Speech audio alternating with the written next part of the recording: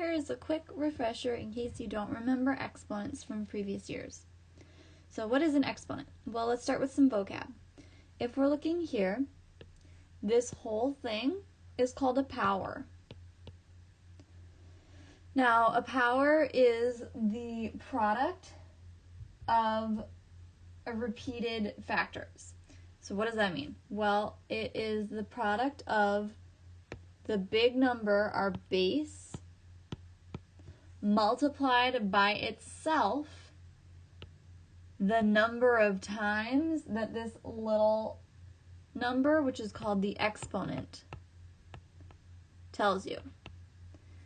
That might be easier just in watching an example. So this is called 2 to the power of 3.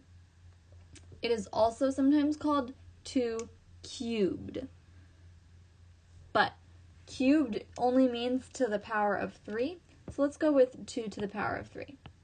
What that really means is 2, our base number, the big number, 2 times 2 times 2. 1, 2, 3 times. That's where that 3 comes in. It does not mean 2 times 3. No. If I wanted to write what is 2 times 3, both those numbers would be the same size, and you would see some kind of multiplication symbol between them. It is not saying multiply your base times your power. It is saying multiply your base times itself this many times. So what is 2 times 2 times 2? Well, one way to do it is just to go one problem at a time. Reading it from left to right, 2 times 2 is 4. Bring down that next times 2. 4 times 2 is 8. So 2 to the power of 3 is 8. Let's look at another example. 4 to the power of 4. 4, the big 4, is my base. I'm going to multiply 4 times 4 4 times. 1, 2, 3, 4. And then I'm going to find what the actual product of that is. 4 times 4 is 16. Times 4 times 4. 16 times 4 is 64 times 4. 64 times 4 is 24, 16, 256. And that is the answer to 4 to the power of 4. Now you can see that exponents and powers, those products increase way faster than if I was multiplying 4 times 4. Because 4 times 4 is 16, but 4 to the power of 4 is 256. So we are not just multiplying our base and our exponent. Let's look at another example.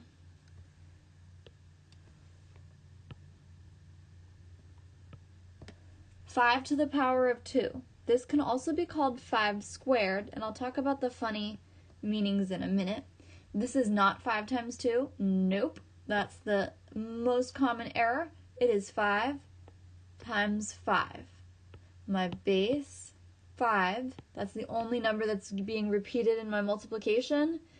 And my exponent tells me how many times I'm going to repeat it. 5 times 5 is 25. So 5 to the power of 2, or 5 squared, is 25. Now, if you're curious why some numbers have extra names like squared or cubed, let's just take a look right there. If I have one dimension, 5 to the power of 1, which by the way is 5 times, well, nothing, because I only have it one time. That is one dimension. If I have 5 to the power of 2, 5 times 5, that is 2 dimensions. And don't squares, 5 and 5, if those were my two sides of a square, they're equal. I have 2 of them. So when you multiply a number times itself 2 times, it gives you square units. 5 to the power of 3 is 5 times 5 times 5. Kind of like if you had a three-dimensional shape with all the same dimensions. All the sides are 5. Oh wow, beautiful drawing, I know. If my height was 5 and my width was 5 and my length was 5, this would make a 3D shape that is a cube. So another way to say 5 to the power of 3 is to say 5 cubed. You do not have to remember that because 5 to the power of 3 is a perfectly acceptable way to say it. So when you see an exponent, like maybe in an order of operations problem, you follow your order of operations, you do anything inside your grouping symbols first. Remember, this little star is another way to represent multiplication. So I would rewrite 3 to the power of 2 plus 10. When there's only one number in my parentheses, I can choose to keep them there just to, just because I want to, or I can take them out. Then I move on. I did my groupings.